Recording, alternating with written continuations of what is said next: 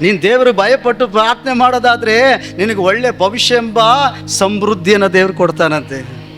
Hallelujah. ಸೈತಾನು ಏನು ತೋರಿಸ್ತಾನೋ ನೋಡಬೇಡಿ ನಿಮ್ಮ ಮನೆಯಲ್ಲಿ, ನಿಮ್ಮ ಶರೀರದಲ್ಲಿ. ಯಾವಾಗ ಪ್ರಾರ್ಥನೆ ಭಕ್ತಿಗೆ ಉಸಿರಂತೆ ಯಾವಾಗ ನೀನು ಪ್ರಾರ್ಥನೆ ಮಾಡೋಕ್ಕೆ ಪ್ರಾರಂಭವಾಗ್ತೀಯೋ ದೇವರ ನಂಬಿಕೆಯಲ್ಲಿ, ಆಗ ಒಣಗೋಗಿರೋದಕ್ಕೆ ಜೀವ ಬರ್ತದೆ, ಸಮೃದ್ಧಿ ಬರ್ತದೆ. ಹಲ್ಲೆಲೂಯಾ. ಮಾರ್ತಳಿಗೆ ಹೇಳ್ತಿದ್ದಾನೆ, ನೀನು ನಂಬು ಅಂತ ಹೇಳಿಲ್ಲ. ಸ್ವಾಮಿ ಸತ್ತು 4 ದಿನ ಆಗೈತೆ. ನಿನ್ನ ಕೈ ಮೀರಿ ಹೋಗಿರ್ಬೋದು ಪರಿಸ್ಥಿತಿಗಳು. ಒಂದು ವೇಳೆ ನೀನು ಎಷ್ಟು ಪ್ರಾರ್ಥನೆ ಮಾಡಿದ್ರು ಸಿಗದೆ ಇರ್ಬೋದು.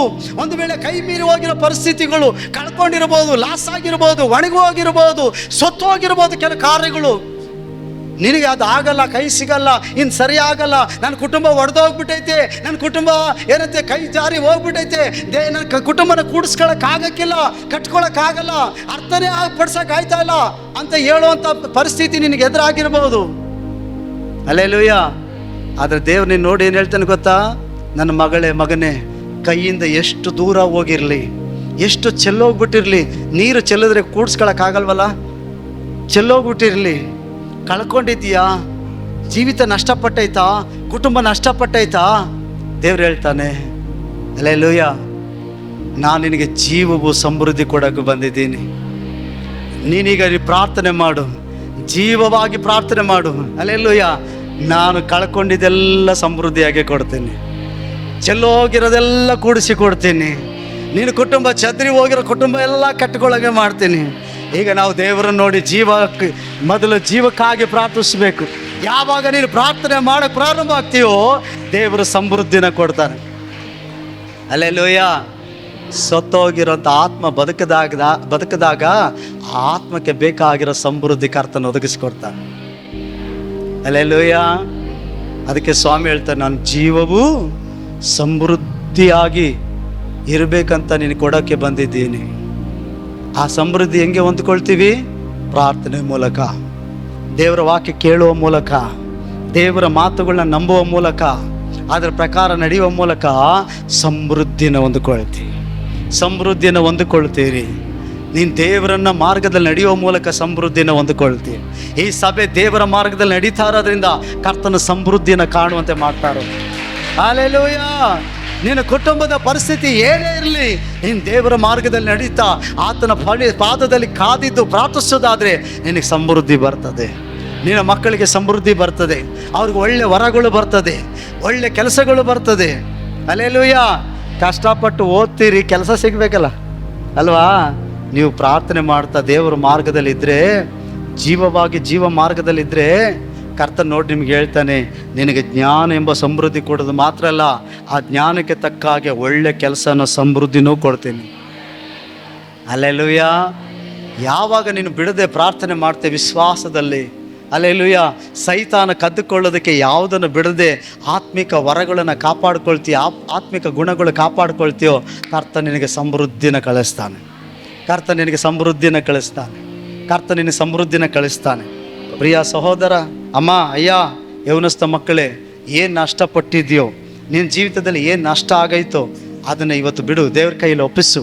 ವಿಶ್ವಾಸದಲ್ಲಿ ಇವತ್ತಿಂದ ಹೇಳು, ಸೈತಾನ ನಿನ್ನಲ್ಲಿ ಕದ್ದುಕೊಳ್ಳೋದಕ್ಕೆ ಬಿಡಬೇಡ, ಸೈತಾನ ನಿನ್ನ ಅಲಕ್ಷ್ಯ ಮಾಡೋದಕ್ಕೆ ಬಿಡಬೇಡ. ಆತನ ಆಸೆಗಳು, ಪಾಪಗಳನ್ನ ತೋರಿಸ್ಬೋದು, ವ್ಯಕ್ತಿಗಳನ್ನ ತೋರಿಸ್ಬೋದು, ಅಥವಾ ಇತರರನ್ನು ತೋರಿಸ್ಬೋದು. ಅವೆಲ್ಲವನ್ನು ಬಿಡು. ಅವ್ರ ಥರ ನೀನಿಲ್ಲ, ಅವ್ರ ಥರ ನಿನ್ನ ಕುಟುಂಬ ಅಲ್ಲ, ಅವ್ರ ಥರ ನೀನಿಲ್ಲ, ನಿನ್ನ ಥರ ಅವರಿಲ್ಲ. ನೀನು ವಿಶೇಷವಾದಂಥ ಮಗಳು ದೇವರಿಗೆ. ಹಲ್ಲೆಲೂಯಾ. ನಾನು ಯಾರಿಗೂ ಹೋಲಿಸ್ಕೊಳ್ಳಲ್ಲ, ನಾನು ದೇವ್ರಿಗೆ ಹೋಲಿಸ್ಕೊಳ್ತೀನಿ. ನಾನು ದೇವ್ರಂತ ಆಗಬೇಕು, ಅಷ್ಟೇ ಸಾಕು. ದೇವ್ರು ನನ್ನ ವಿಶೇಷವಾಗಿ ಉಂಟು ಮಾಡಿದ್ದಾನೆ. ನಾನು ಅಣ್ಣಪ್ಪಂತರ ಆಗಕ್ಕೆ ಹೋಗಿಲ್ಲ. ಅರ್ಥ ಆಯ್ತಾ? ಅಂಜಲಿ ಯಾರ ಥರ ಆಗಬಾರ್ದು, ಬೇರೆಯವ್ರ ಥರ ಆಗಬಾರ್ದು. ಅಂಜಲಿ ಆಗಿರ್ಬೇಕು. ಯಾಕಂದರೆ ದೇವರು ನಿನಗೆ ಒಂದು ವಿಶೇಷವಾಗಿ ಉಂಟು ಮಾಡಿದ್ದಾರೆ. ನಿನ್ನ ಥರ ಯಾರೂ ಇಲ್ಲ. ಪಕ್ಕದಲ್ಲಿ ಕೈ ಕೊಟ್ಟು ಹೇಳಿ, ನಿನ್ನ ಥರ ಯಾರಿಲ್ಲ ಅಂತ ಹೇಳಿ. ನಿನ್ನ ಥರ ಯಾರಿಲ್ಲ. ನೀನು ಯೋಚನೆ ಮಾಡೋಂಗೆ ಯಾರು ಮಾಡ್ತಾರಾ? ಅದು ಬೇಡ ಬಿಡಿ, ನಾನು ಹೇಳ್ದೆ ಕೇಳಿ. ನಿಮ್ಮ ಥರ ಯಾರು ಯೋಚನೆ ಮಾಡ್ತಾರಾ? ನಿನ್ನ ಟೇಸ್ಟೇ ಬೇರೆ, ಅವ್ರ ಟೇಸ್ಟೇ ಬೇರೆ ಅಲ್ವಾ? ನಿನಗೆ ಹಣ ಸಿಕ್ಕಿದ್ರೆ ನೀನು ಮಾಡೋ ಖರ್ಚು ಬೇರೆ, ಅವ್ರು ಮಾಡೋ ಖರ್ಚು ಬೇರೆ, ಹೌದಲ್ವ? ಅದಕ್ಕೆ ಹೇಳ್ರಿ, ನಾನು ಅದಕ್ಕೆ ಕೀರ್ತನೆ 139 ಹೇಳೋದು, ನನ್ನ ಅದ್ಭುತವಾಗಿ ವಿಚಿತ್ರವಾಗಿ ಉಂಟು ಮಾಡೋನು ದೇವರು. ನನ್ನಂಗೆ ನೀನಿಲ್ಲ, ನಿನ್ನಂಗೆ ನಾನಿಲ್ಲ. ಅದಕ್ಕೆ ಬೇರೆಯವ್ರಿಗೆ ಹೋಲಿಸ್ಕೋಬಾರ್ದು ನಾವು. ದೇವರೇ ನನಗೆ ಅದ್ಭುತವಾಗಿ ಉಂಟು ಮಾಡಿದ್ದಿ. ಕಳ್ಳನು ಇಷ್ಟು ದಿನ ನನ್ನ ಕದ್ಕೊಂಡ, ನನ್ನ ಪ್ರಾರ್ಥನೆ ಜೀವಿತ ಕದ್ಕೊಂಡ, ನನ್ನ ನಂಬಿಕೆನ ಕದ್ಕೊಂಡ, ನನ್ನ ಸಮಾಧಾನ ಕದ್ಕೊಂಡ, ನನ್ನ ದೇವರ ಅನ್ಯೋನ್ಯತೆನ ಕದ್ಕೊಂಡ, ದೇವರಿಂದ ದೂರ ಮಾಡೋಕ್ಕೆ ಹೋದ. ನಾನು ನಷ್ಟಪಟ್ಟೆ, ನಾನು ಎಲ್ಲವನ್ನೂ ಬರಡು ಮಾಡಿಕೊಂಡೆ. ಆದರೆ ಈಗ ನಾನು ಕದಿಯೋಕ್ಕೆ ಅವಕಾಶ ಕೊಡಲ್ಲ. ನಾನು ಸೈತಾನಿಗೆ ವಿರೋಧವಾಗಿ ನಿಂತ್ಕೋತೀನಿ.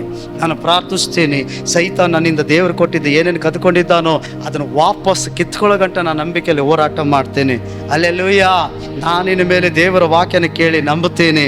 ನಾನು ಜೀವದ ಮೂಲಕವಾಗಿ ಸಮೃದ್ಧಿಯನ್ನು ಕಾಣ್ತೀನಿ. ಜೀವ ಎಲ್ಲಿರ್ತದೋ ಅಲ್ಲಿ ಸಮೃದ್ಧಿ ಅಂತೆ.